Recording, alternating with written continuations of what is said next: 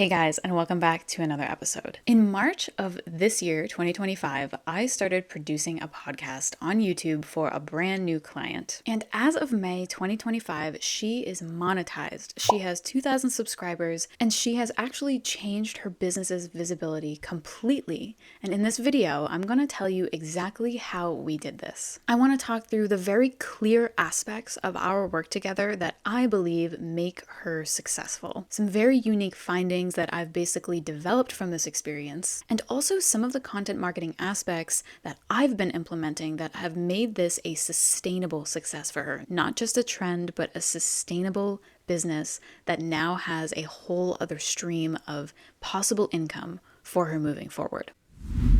Hey guys, real quick intermission here. Have you ever wanted a content strategist of your own to spend 5 weeks with and look at all the nitty-gritty areas of your business and learn from them? Well, you are in luck because I am secretly opening the doors to one-on-one work with me. If you want to spend 5 weeks with me, where I take you through my entire process from literally managing your time all the way to automating your strategy, connecting your strategy to your offer, and creation tactics that allow you to spend less than 10 hours a month creating content, check out the explainer video below where I walk you through exactly what I do, exactly who I help, and how I can help you. So check out that explainer video below if you're interested. Now back to the video. So the number one thing, and this is going to be something that I'm going to be honest, not everybody has this. Not everybody is born with it.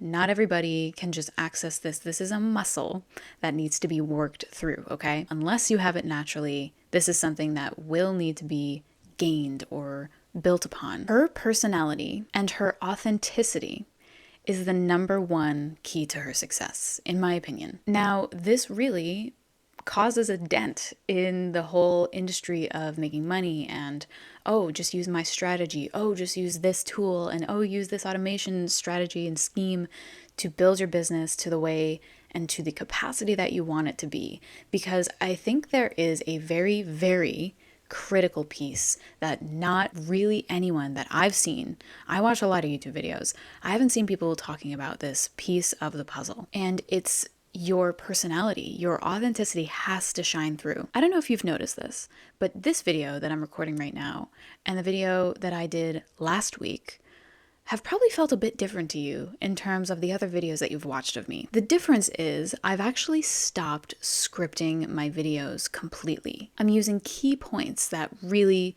cause interest and cause me to kind of ramble, but I'm not doing things inauthentically anymore. I used to write full-on sentences that I would try to repeat. And this is just one tiny little example of why your content and why your strategy might not be coming through as authentic or personable. And this is just straight up probably hard to hear for some people because I am one of those people that I needed a little bit of support in kind of getting comfortable making videos, comfortable on YouTube. But the reality is that your success is not going to come from scripting your videos and being really on point with what you're saying. You have to still extend that value, but it really has to come from a place of who you really are. What is your personality? What makes you different? The reason my client has gained this following, and mind you, we thought most people would be coming from her Instagram to YouTube to watch her new podcast. And actually, much like all content on YouTube, a lot of her audience that she's built that has gotten her monetized has come directly from YouTube browse features. So that means people searching, that means suggested videos in other videos that people are watching. So this is not just expanding to another platform and oh, now all of your Instagram followers are on this platform. This is new people. And I think that there is something to be said about practice. There has to be practice involved when you are a content creator and you want a content marketing kind of platform for your business. There is a truth about getting comfortable on camera because people can see through the bullshit.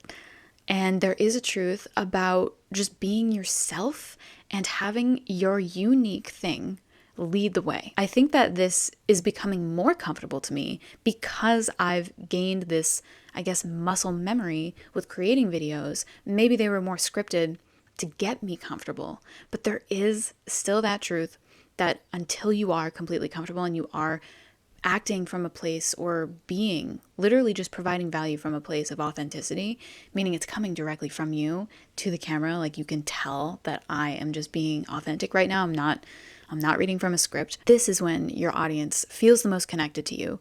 And it's really just your personality. Like really hold your personality in your videos, express it to your audience, and the right people will find you, and the right people will find you enticing. And that's exactly what happened with my client. Key point number 2, something I've noticed that's very unique is that her engagement is off the charts. Like her engagement, her rates, her click-through, it literally started over average. Like I know numbers. I'm a social media manager, community manager, content strategist.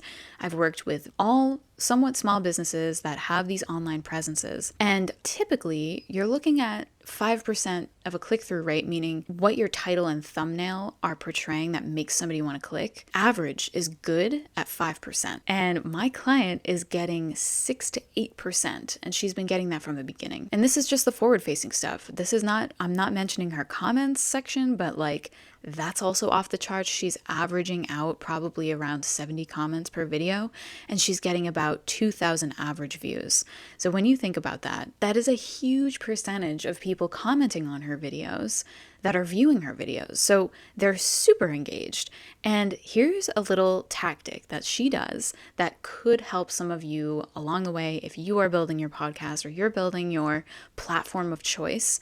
This is something that I found that she does really well that you might want to implement. She particularly highlights her community's comments. Now, she's in a niche that is very much associated with the lifestyle and human experience of life, very much like personal stories could be shared to portray a case study of something that she is delineating. And this is, of course, niche. And so therefore, I think a lot of people who understand what she does automatically want to engage because it is personal. It's personable, it's personal, and simply sharing stories from the community actually, I think, entice the community to watch her videos because they might be highlighted. Their comment might be on the screen and she might be highlighting what they said and how she loved it. And it's really not about how valuable the comment is. It's more about just sharing their personality. This one client has this capacity for connecting and has a witty demeanor, has kind of funny humor entangled within her podcast. And I think that this is what engages people. People want to feel entertained as they're listening to your podcast, even if it's value driven. And so something that you can do to help that, just translating this experience to yours, you can start highlighting comments and not just like, this was a good question, let me answer it. Maybe highlight a bit deeper. Maybe prompt your viewers to share a little bit more about their story and what they found in the process of whatever you hold the solution for. So let's try to use a difficult example for this just to prove kind of how this could work. Say you're a yoga teacher and you're doing yoga styled videos on YouTube, whether it's actual flows or you're doing more educational value pieces that teach people about yoga and teach people about what the poses are supposed to invoke. If you wanted to add this kind of flavor of community engagement, you could ask your community to comment on what their favorite pose is in this flow and why. What did it make them feel like? What is their story with yoga? Like, you could go a little deeper and ask them the biggest kind of like inspiration that they found through yoga and why they keep coming up, why they keep showing up to classes. What is the deeper motivation for them? This kind of commentary is going to invoke emotion. And when somebody, think about it yourself, if you're about to write an emotional comment or something that is kind of more meaningful to you just to share because you've been prompted, you're going to want to know, especially if they mention that they're going to highlight your comments, you're going to want to know next week if they're going to highlight that comment so that you can see how they respond to you and what they have to say. And then maybe other commenters are going to comment on that. You just never know. And I think that this is a huge part of building a community that I think goes a little bit unheard, a little bit under the radar because everyone's just so focused on making money and getting results with your content. But at the same time, you really caring and giving a shit about what you do is also the same thing as sharing that love and sharing that passion that you have for that thing with your audience. And what better way than to ask them to share something more personable or share something that just means something a little bit more and a little bit deeper that can hit a chord and really want them to come back and watch the next episode. So key point number 3, a sustainable production schedule is essential. So this client of mine is probably like your typical, I would say, solopreneur, where she has her hands in many baskets, she has a family, she's doing so many things. And so it's taken us a minute to get into a sustainable rhythm with production. And I guess this is like a shameless little compliment to myself, but I'm so organized that I've made this kind of production schedule for us. And the reason that it is essential is because there's an element to producing a podcast that somewhat always feels fleeting. Now stay with me here. When you think about an idea for yourself, for your business, like you've probably all thought about, oh my gosh, what would it be like to start a podcast? What would it be like to start a YouTube channel? Oh my gosh, this is so inspiring. I want to write down all my ideas right now. I know that we've all had these moments that feel very, very excited and sparky and fiery. And then the moment that we're maybe months into it, I'm going to give you that. We're maybe months into it. So you've been doing this for months. And then all of a sudden something feels like it should inevitably just fall through. And it's just like, I don't know, it's a little too much. It's a little hard to maintain and stay consistent with. Well, yeah, obviously. It's one of those things where like when something's coming from your heart and you have to do your best to convey that, it's really hard to sustain that inspiration when you're feeling kind of under the weather one day or you didn't get much sleep the night before. Like these moments of inspiration are moments for a reason. And so it takes a little bit of balance with maybe the type A type of person and the type B type of person. And what do I mean by that? You have your very, very creative people who really, really like run their engines on these and igniting sparks that they're very fleeting, but they are there and they're the most potent in that one moment. Now, somebody who's super creative, which I would say this is totally my client, someone who's super creative really does need to balance out, whether it's through a person, a strategist like me, a producer like me, or themselves, maybe another side of themselves that can kick in at 10 a.m. in the mornings, and then they dedicate all their creative time to the afternoons or something. But you need to balance it with this organization strategy type of thought process. You need to balance the logic with the creative. And I've totally talked about this before, I think, on one of my solopreneur podcasts. I think I called it Solopreneur Pep Talks, if you want to go check that out. But there's a very real balance that I've noticed that needs to happen for us to maintain a schedule. And here's the real motivation behind maintaining this sustainable production schedule. When you start to see momentum in what you're doing, it is so important that you stay at that consistency. Why is that? Not only do you probably want to at that point when you're seeing all of the commenters, you're seeing all the subscribers, you're seeing all the retention being really high, everyone's paying attention to you, you're going to want to maintain that naturally. But another huge important piece of that, especially if you're a business owner, you're doing this for your business, this is who I'm speaking to really. The reason that that is important is because your consistency is going to build up over time trust in people's minds. People are going to naturally trust you when they see you over and over again. It's a weird psychological thing. It's more unconscious. It's not something that we notice.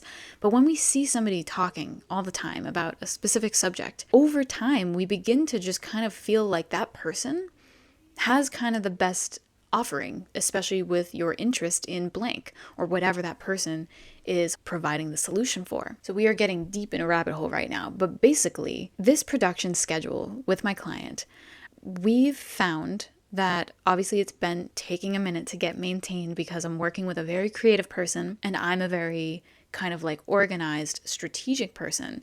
And I feel like I have a bit of a balance when it comes to the creative stuff. But my client has actually found, naturally, she found that creating her content one time a month is working best for her. And isn't it funny, guys? If you've been on this channel, you know that I have a process for creating content, and it is basically plan, create, edit, and publish. And for me, my strategy is I dedicate 1 week to each of those steps, 1 full week, 5 days plus a weekend. I dedicate to that process for every step of the creation process. Now, I do that once a month. So therefore, I only create content 1 week out of the whole month. And here's what I found works best for me. I create 1 video every single day, Monday to Friday, during my lunch hour. And so it's very sustainable for anyone who's really busy and feels like they literally have no time to create content. This is really what I've developed because of that. I have a full-time job myself, but I run also 2 businesses, and I have been running 2 businesses while working full-time since 2020. I know. Girls, my ladies here, don't let that 1 week of you creating content be the week of your cycle, right? You want that week that you're creating to be your ovulation, where you're feeling bright and you're feeling energized, you feel really good. Okay, so if I have to put all of this into one thing, I would say that what I've learned in this experience of producing this podcast for my client, and she's now monetized under 3 months, has 2,000 subscribers and growing every single day. The thing that I've learned is connection is truly the key to success when it comes to content marketing for your business. It is the reason that my first point was a deep dive into authenticity, a deep dive into personality, and it is the reason why my videos are now changing myself, because I recognize that I need to just simply be more myself. And the right people are going to find me, and the right people are going to watch me, and that's what I want anyway. Why do you want people to watch you when you're kind of not being yourself? Why do you want those people to connect with you? I'm sure all of you unconsciously are going to say, well, that's not what I want anyway. And that's what you just have to kind of realize with this content marketing stuff, putting yourself out there, putting your business out there. You really have to build trust, and what that actually means is you have to be real. You have to be real with people. And realness, I think, is becoming just more and more important as we go deeper and deeper and deeper into the land of AI and artificial intelligence. To me, I love it. I use it where I think it's needed, but I certainly never use it to be me. I certainly never use it to mirror who I am to you guys, and that will never change. So if this is sounding to you like, hell yeah, this is exactly what I want to do. I want to get monetized in under 3 months and gain 2,000 subscribers strictly from just people searching for me. You want this for yourself, but maybe you need a little bit of help coming up with your offer, really deciding on what you want to offer, whether it is a podcast or if you want a podcast to lead to your business offer, like a way greater offer. I have a group consulting program. I take on 5 people at a time, so it's a super, super small group. And if you want to learn more about actually building your offer, you want like the step-by-step method, you want my method for creating your offer, that video right there is for you, my friend. Thank you so, so much for watching, and I will see you in the next one.